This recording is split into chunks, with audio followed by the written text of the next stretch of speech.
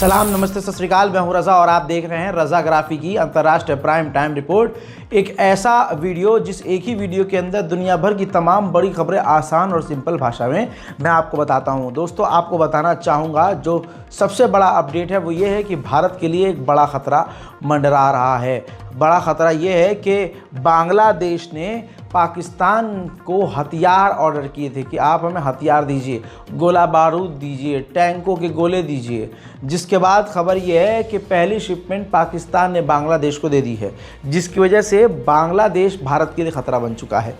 दोस्तों, अभी तक चारों तरफ से भारत ख़तरे पे था, लेकिन बांग्लादेश की तरफ से सेफ था। लेकिन शेख हसीना की सरकार पलटने के बाद बांग्लादेश में जो अब सरकार आई है वो बिल्कुल भारत को एक तरह से पसंद नहीं कर रही है। ऐसे में बांग्लादेश का पाकिस्तान से करीब होना, दो एंटी इंडियन का एक होना, एंटी इंडिया का एक होना भारत के लिए ख़तरा है। इतिहास में बांग्लादेश के साथ पाकिस्तान के रिश्ते ठीक नहीं रहे हैं, लेकिन अब जो नई रिजीम आई है वो पाकिस्तान को ज़्यादा पसंद कर रही है और दोनों देशों के बीच जिस तरह से हथियारों की डील हुई है, इससे भारत के लिए ख़तरा बढ़ गया है। वहीं रशिया भारत से बेहतरीन दोस्ती निभा रहा है। तमाम अपने अब तक के लेटेस्ट उसने फाइटर जेट और हथियारों को ऑफ़र किया, लेकिन अब उसने परमाणु बॉम्बर भी ऑफ़र कर दिया। रिपोर्ट आपके सामने है। Tu-160M परमाणु बॉम्बर भारत को ऑफ़र किया है कि आप हमसे ख़रीद सकते हैं। यकीन कीजिए, अगर भारत ने ये Tu-160M परमाणु बॉम्बर ले लिया तो भारत की एयरफोर्स काफ़ी मजबूत हो जाएगी। फिलहाल अभी तक भारत ने इस पर कोई रिस्पॉन्स नहीं दिया। एशिया की एक कंट्री है लाओस।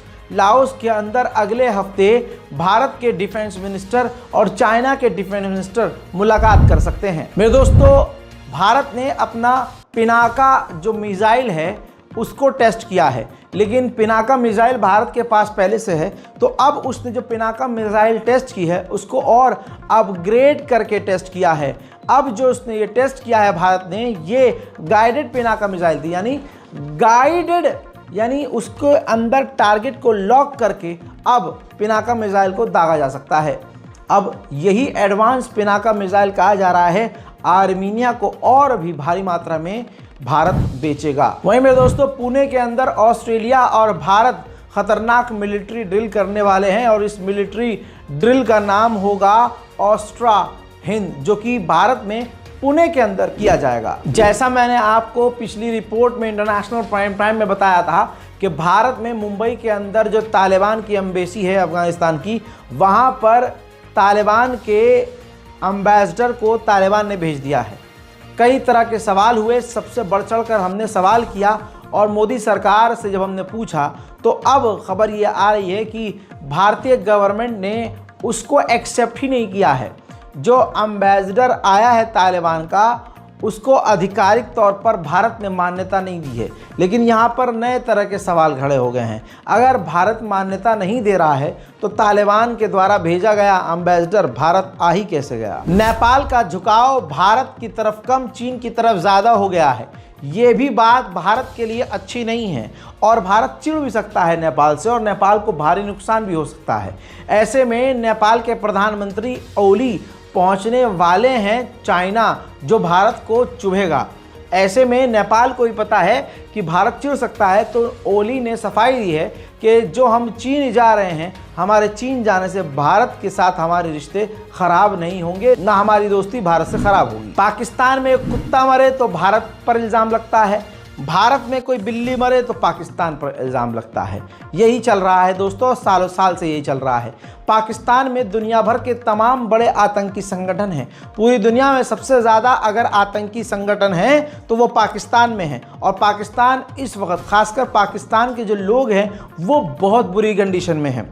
अब बहुत सारे पाकिस्तानी कहेंगे कि नहीं नहीं भाई, हम तो बहुत बढ़िया हैं। हम समझ सकते हैं कि आप अपने मुल्क से बहुत प्यार करते हैं और होना भी चाहिए, लेकिन सच्चाई यही है, पाकिस्तान के अंदर दिन प्रतिदिन आतंकवाद बढ़ता जा रहा है। धमाके पे धमाके, गोलीबारी पे गोलीबारी रोज़ कहीं ना कहीं हो ही रही है।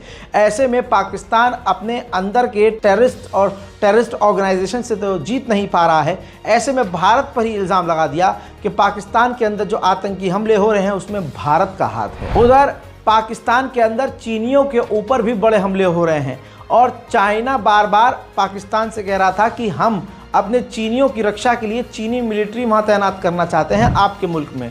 लेकिन ऐसे में पाकिस्तान के लोग इस चीज़ को एक्सेप्ट नहीं कर सकते, तो बीच का रास्ता पाकिस्तान ने ये निकाला है कि चीन के जो रिटायर्ड फौजी होंगे उनको एज अ गार्ड चाइना के लोगों के सुरक्षा के लिए पाकिस्तान में तैनात करने के लिए अलाउ करने वाला है। उधर चाइना ने अमेरिका को लताड़ लगाते हुए कहा है कि फिलीपींस में जो आपने खतरनाक गाइडेड मिसाइलें तैनात की हैं इसको फिलीपींस से निकाल दीजिए, क्योंकि ये भड़काने वाला कदम है जिसे हम बर्दाश्त नहीं करेंगे। उधर मेरे दोस्तों, चाइना के राष्ट्रपति शी जिनपिंग पेरू पहुंचे। पेरू एक अलग देश है और वहां पहुंचने के बाद उन्होंने पेरू का अब तक का सबसे बड़ा मेगा पोर्ट पेरू में लॉन्च किया है, जिसकी कीमत 3.5 बिलियन डॉलर है। रूस का अब तक का 5th जनरेशन का फाइटर जेट Su-57 है, सुखोई 57। अभी ये फाइटर जेट दुनिया में किसी ने नहीं खरीदा था।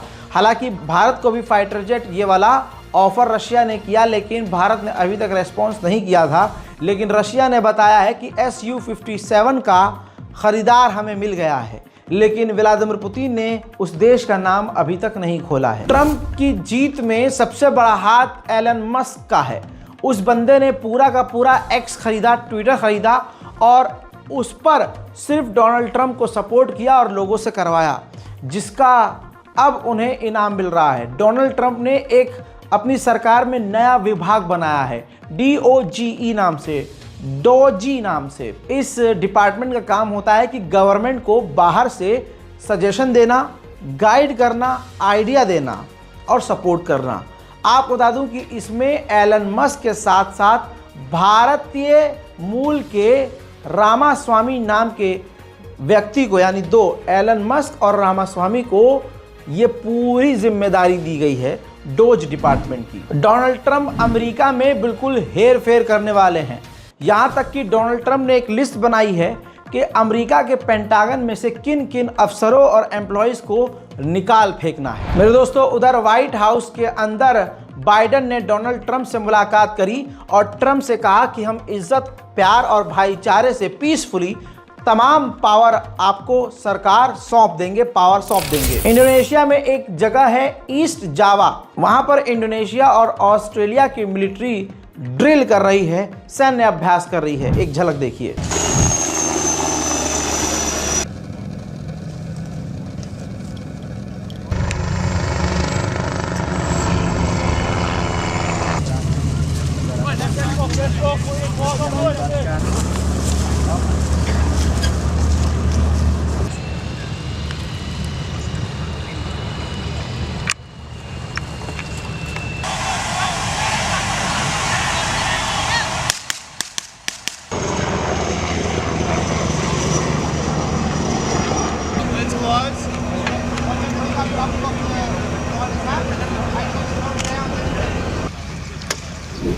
साउथ कोरिया, जापान और अमेरिका साउथ कोरिया के बेहद करीब खतरनाक ड्रिल कर रहे हैं, जिसमें ICBM के साथ साथ जो परमाणु मिसाइल है अमेरिका उसका भी परीक्षण कर रहा है, उसको लॉन्च करके दुनिया को, बल्कि यूं कहूं चाइना को और नॉर्थ कोरिया को डरा रहा है। नॉर्थ कोरिया के प्रेसिडेंट किम जोंग उन उन जगह पर पहुंचे जिनकी तस्वीर दिखा रहा हूं, जहां पर ड्रोन बनाए जा रहे हैं और टेस्ट किए जा रहे हैं। तमाम ड्रोन के टेस्ट उन्होंने देखे और ख़ास ऑर्डर दिया। उन्होंने अपने लोगों को ऑर्डर दिया है कि ज़्यादा से ज़्यादा ड्रोन बनाए जाएं और ख़ासकर सुसाइड ड्रोन भारी मात्रा में प्रोड्यूस किए जाएं। अब मेरे दोस्तों बता दूं कि ब्रिक्स के 3 नए मेंबर बन गए हैं। पहला है इंडोनेशिया, दूसरा मलेशिया, तीसरा थाईलैंड। अब ये ब्रिक्स के मेंबर बन चुके हैं, जिसमें हमारा भारत भी है। हुजूर, सऊदी अरब का नंगपन आप देख चुके हैं। सऊदी अरब भले ही अरबी ज़बान वाला है, वहाँ कुरान उतरा है, वहाँ अहले बैत की निशानियाँ हैं, वो नबी का शहर है, लेकिन मोहम्मद बिन सलमान जब खुद नंगा है तो क्या ही करें। अब वहाँ पर देखिए, जहाँ पर अय्याम फातिमिया चल रहा है चारों तरफ, ये वो हफ्ता है जिसमें बीबी फातिमा सलामुल्लाह अलैहा की शहादत हुई, यानी हुज़ूर पाक की बेटी की वफ़ात हुई है। ऐसे में सऊदी अरब के अंदर गंदा और नंगा फैशन शो हो रहा है, ये देखिए, जिसमें हॉलीवुड की और दुनिया भर की तमाम बड़ी से बड़ी और नंगी से नंगी मॉडल रैंप वॉक कर रहे हैं और डांस कर रहे हैं, गाना हो रहा है, अय्याशी हो रही है, नाच हो रहा है और पूरी तरह से गंदपन हो रहा है।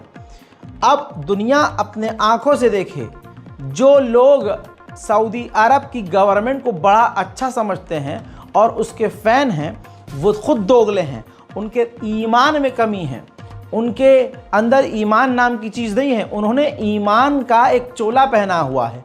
आपके सामने ये वो सरजमीन पर ये हो रहा है जो हमारे पैगंबर, हमारे आखिरी नबी सल्लल्लाहु अलैहि वसल्लम का शहर है, वहाँ ये हो रहा है सऊदी अरब में।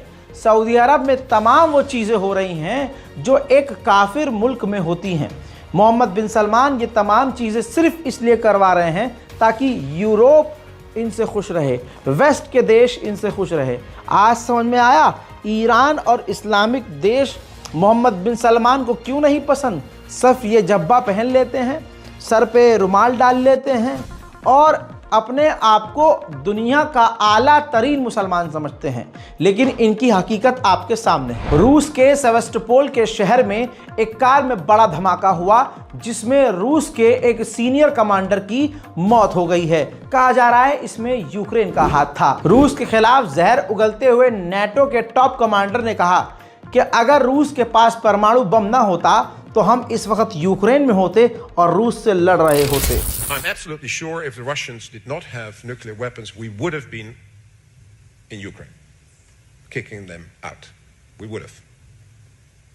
But they have nuclear weapons, so it's not the same as in Afghanistan. वहीं रूस के सैनिकों ने अपनी कामयाबी का प्रदर्शन करते हुए दिखाया है, सेल्फी खींचकर और फोटो खींचकर, कि हमने लेपर्ड, यूक्रेन के लेपर्ड टैंक को सीज कर लिया है। कहा जा रहा है कि यूक्रेन के पास इतना पावर, इतना पैसा, इतनी कैपेबिलिटी है कि अगर डोनाल्ड ट्रंप ने यूक्रेन को फंड देना बंद भी कर दिया तो 1 महीने के अंदर यूक्रेन परमाणु बम बना सकता है। मेरे दोस्तों, बड़ी खबर आ रही है। यूक्रेन के ऑफिशियल ने कहा है कि यूक्रेन को यूक्रेन की सिक्योरिटी इंपॉर्टेंट है, यूक्रेन की ज़मीन नहीं। ये इशारा है उस तरफ कि जिन जिन इलाकों पर रूस ने कब्जा कर लिया है, यूक्रेन उन ज़मीनों को छोड़ सकता है। रूस के कुर्स्क के इलाके में ईसाइयों का चर्च था। यूक्रेन ने उस रूसी कुर्स्क के इलाके में मौजूद उस चर्च के ऊपर हमला किया है। बिफोर और आफ्टर की तस्वीर आप देख चुके हैं। चाइना के अंदर दोस्तों वेपन एग्जीबिशन चल रहा है, हथियारों को दिखाया जा रहा है, एग्जीबिशन लगा हुआ है। तस्वीर देखिए, वहां पहुंचे हैं रूस के पूर्व डिफेंस मिनिस्टर। कहा जा रहा है कि रशिया चाइना से खतरनाक हथियार खरीद सकता है, बड़ी डील हो सकती है। जर्मनी भी रशिया के आगे ठंडा पड़ गया है। पूरे 2 साल बाद जर्मनी के चांसलर ने व्लादिमीर पुतिन से फोन पर बात की है और सीधा कह दिया है कि बातचीत करके आप इस जंग को खत्म कर दीजिए। उधर यूरोपीय यूनियन पहली बार ऐसा सोच रहा है कि चाइना पर पाबंदी लगा दी जाए। चिड़ यही है कि चाइना रूस की मदद कर रहा है। मेरे दोस्तों, आपको बता दूं कि नॉर्थ कोरिया सिर्फ अपने सैनिक नहीं बल्कि हथियार भी रूस को दे रहा है। रशिया के अंदर आप जरा इस तस्वीर को देखिए, आर्म व्हीकल नजर आ रहे हैं। यूक्रेन के M1989 कोक्सान 170 mm की सेल्फ प्रोपेल्ड गन ट्रांसफर होती हुई नजर आ रही है। रूस के लिए अमेरिका ने बहुत बड़ा खतरा पैदा कर दिया है।